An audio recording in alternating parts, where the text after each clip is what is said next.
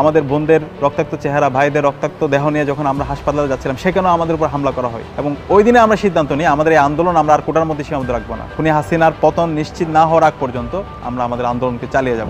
আমাদের প্রাইভেট ইউনিভার্সিটির ভাই বোনরা যেই সাহস দেখিয়েছিল, সেই সাহসের মাধ্যমে আমাদের এই আন্দোলনে নতুন মাত্রা যুক্ত করে।